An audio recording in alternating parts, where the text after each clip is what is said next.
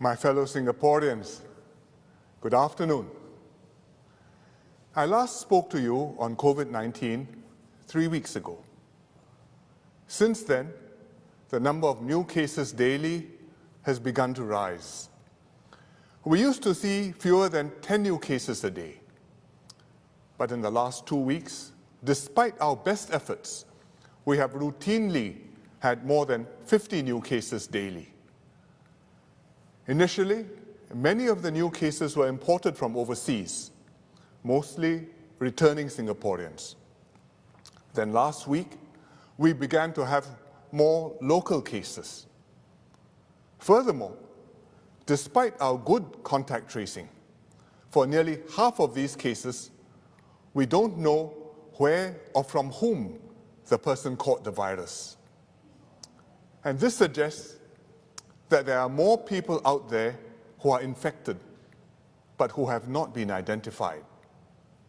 And they may be passing the virus unknowingly to others.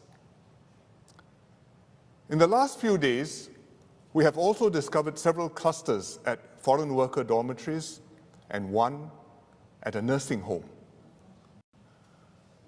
These are very worrying because large numbers of people live together in dormitories and nursing homes. A single case can quickly lead to a large cluster.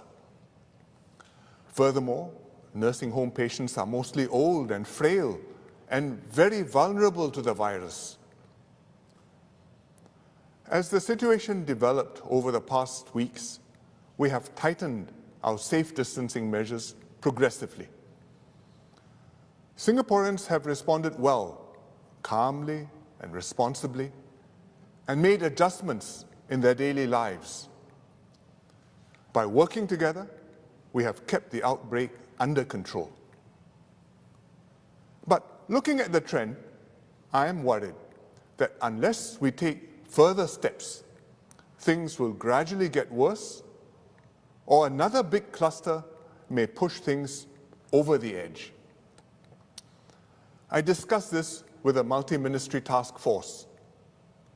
We have decided that instead of tightening incrementally over the next few weeks, we should make a decisive move now to preempt escalating infections. We will therefore impose significantly stricter measures. This is like a circuit breaker. It will help to reduce the risk of a big outbreak occurring. And it should also help to gradually bring our numbers down. And this, in turn, will allow us to relax some of the measures. This circuit breaker will apply for 1 month in the first instance. The task force is holding a press conference immediately after I finish speaking to you to explain the details. But let me give you the key points. First, we will close most workplaces, except for essential services and key economic sectors. Food establishments, markets and supermarkets, clinics, hospitals, utilities, transport, and key banking services will remain open. These are essential services. We also should not disrupt economic sectors that are strategic or form part of a global supply chain. People working in these industries can continue to go to work with safe distancing measures in place. But most other work premises must close. If the person can work from home, he should do so, telecommute. But others will not be able to, including foreign workers on construction sites and in shipyards. These workers live in dormitories, and we will make arrangements to look after them. The closure of workplaces will take effect from next Tuesday.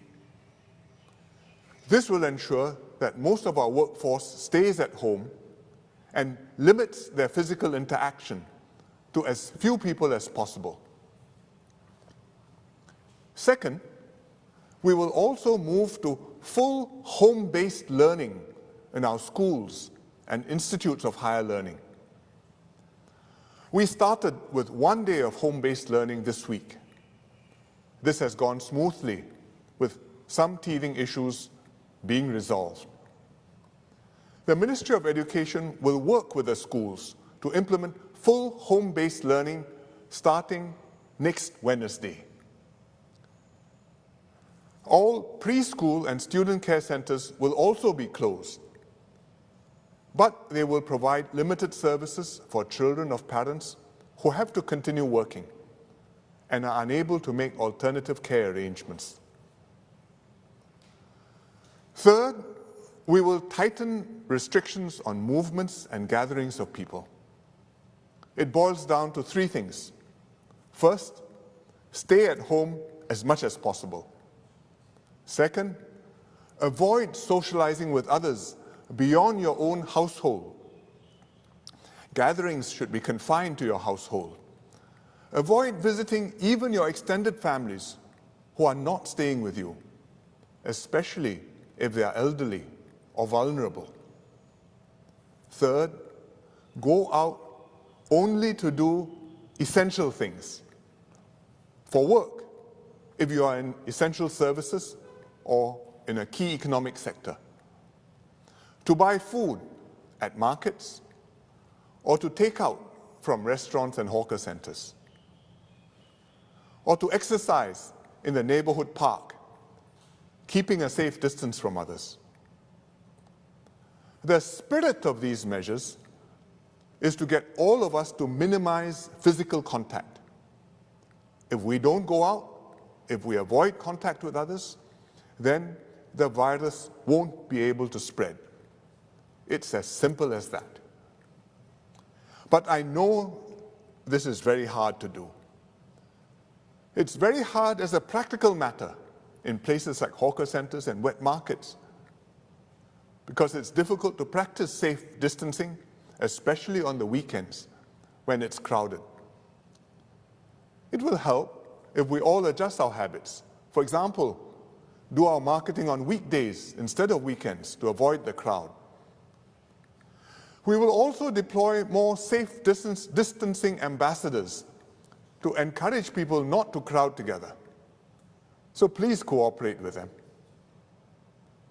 Safe distancing is also hard for a psychological and emotional reason. It goes very much against our human instincts. It is in our nature to want to socialize, to be close to those we are talking to take comfort in the warmth and company of friends and family. I fully understand this, but I hope you will also understand why we all have to take social distancing extremely seriously in this period. Because this is the only effective way to slow the transmission of the virus so that we gradually bring our numbers down. It's also the best way to keep our families safe, and particularly to protect our seniors from getting ill.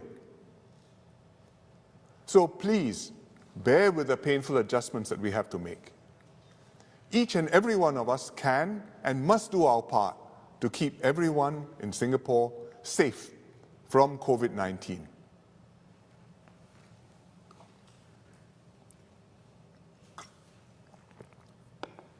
Let me now say a few words in Malay and then in Mandarin. Saudara-saudari sekalian, dalam beberapa minggu lepas, bilangan kes baru COVID-19 telah meningkat. Kami memantau perkembangan ini dengan teliti dan mengetatkan langkah berjaga-jaga secara beransur-ansur. Rata-rata, rakyat Singapura mematuhi arahan. Bagi masyarakat Melayu Islam, anda telah membuat beberapa pengorbanan dan penyesuaian yang besar seperti kaum lain juga. Anda faham kenapa masjid ditutup. Anda mengamalkan salam mufti dan menundakan majlis keramaian yang penting seperti majlis perkahwinan. Seperti yang diterangkan mufti, Masyarakat Islam juga perlu membuat penyesuaian bagi Ramadan dan bulan Syawal yang bakal menjelang. Saya sendiri kecewa kita tidak akan ada bazar di Geylang Serai tahun ini. Kesal sekali. Tetapi ini tidak boleh dielakkan. Terima kasih kerana memberikan kerjasama anda. Keadaan masih terkawal, tetapi pemerintah bimbang sekiranya kes baru terus meningkat, mungkin kemudian bilangan kes akan melonjak dengan tinggi. Oleh itu, kami telah memutuskan untuk melaksanakan langkah berjaga-jaga yang lebih ketat selama sebulan. Kami akan menutup sebahagian besar tempat kerja, sekolah dan prasekolah. Tetapi perkhidmatan penting seperti pasar dan pasar raya, tempat makan dan pengangkutan awam akan terus dibuka. Anda masih boleh mendapatkan barang-barang dapur anda dan masih boleh membeli makanan di pusat penjajah. Kami juga akan menutup sekolah dan pusat prasekolah. Saya harap ibu bapa akan terus membimbing anak-anak anda ketika di rumah supaya pendidikan mereka tidak terjejas. Kami akan perketat langkah-langkah untuk memastikan jarak selamat. Sebelum ini, kami pernah katakan bahawa orang ramai boleh berkumpul asalkan tidak melebihi 10 orang. Tetapi sekarang, kami mahu anda duduk di rumah jika boleh dan elakkan daripada bergaul selain daripada lingkungan keluarga anda sendiri. Saya tahu ini suatu yang sangat susah untuk dilakukan kerana kita semua mahukan teman dan berhubung dengan orang lain serta berbual dan beramah tamah bersama rakan-rakan dan saudara mara kita. Tetapi saya harap anda boleh bersabar dengan apa yang kita harus laksanakan dan patuhi peraturan demi keselamatan anda sendiri dan kita semua.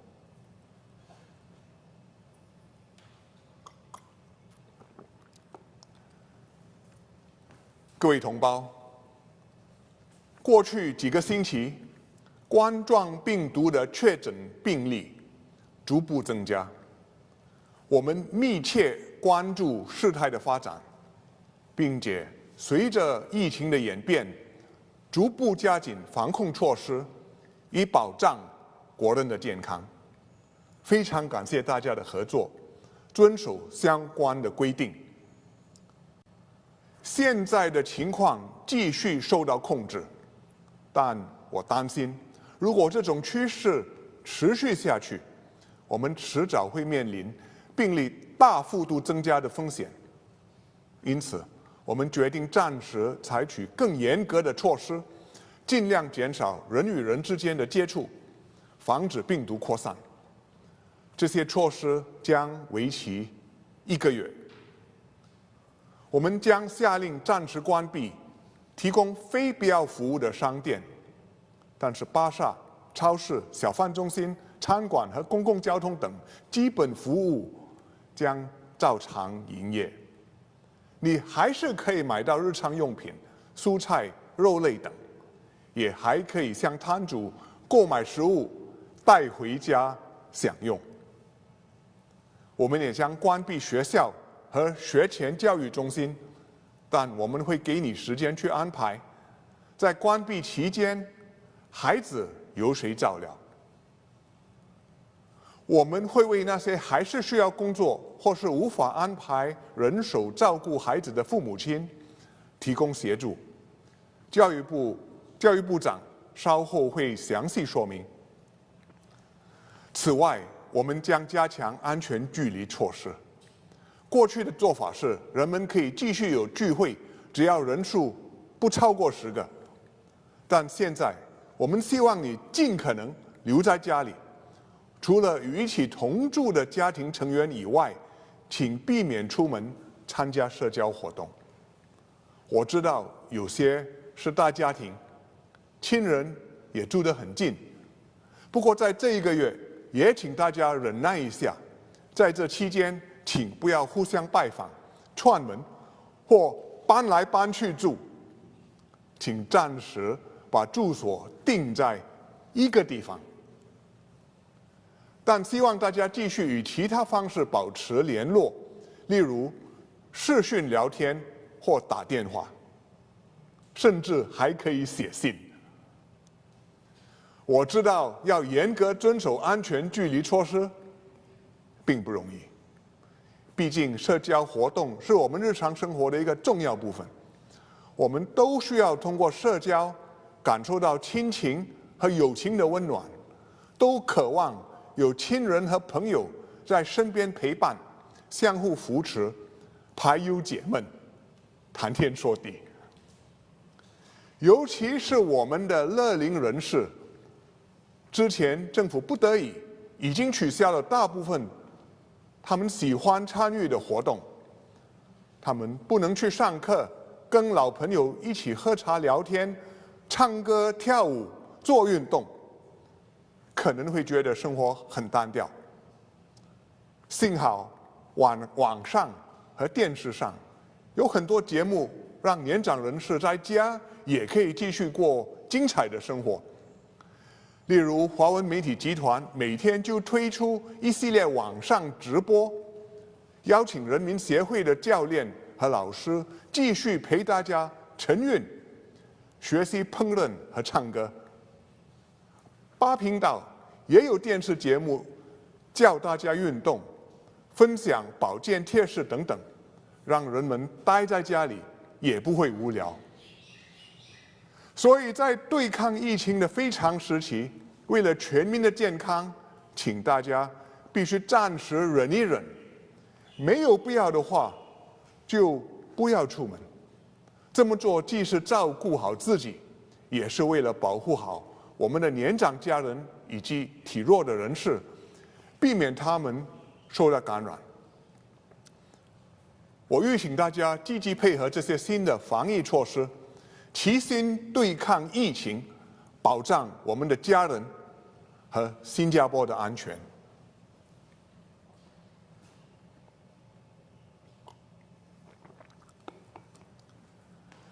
I decided to speak to you directly today to explain why we need to make this major move now, but also to reassure you that things will be all right.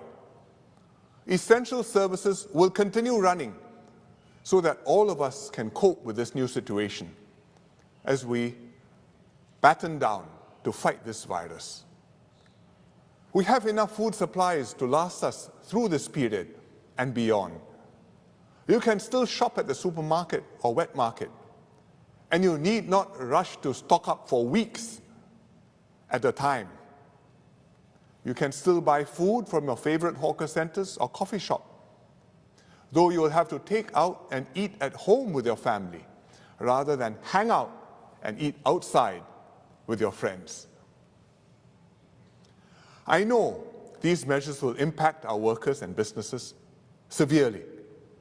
This is already a very difficult time for them. We will help them come through this.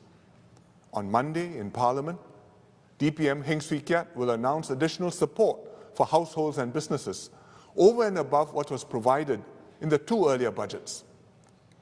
We will also legislate to require landlords to pass on property tax rebates in full to their tenants. We will also pass new temporary legislation to let businesses and individuals defer certain contractual obligations for a period, such as paying rent, repaying loans, or completing work. Besides implementing this circuit breaker, we also are rethinking our advice on face masks. Up to now, the government has advised the general public that you only need to wear a mask if you are not feeling well, and this is to protect others from your germs. This was based on scientific advice and guidelines from the World Health Organization. Also, we did not have community spread in Singapore then, so it was very unlikely for you to run into anyone with COVID-19 on the street, much less be infected by them. Nevertheless, the government gave each household 4 surgical masks to use in case you got sick and to give people peace of mind.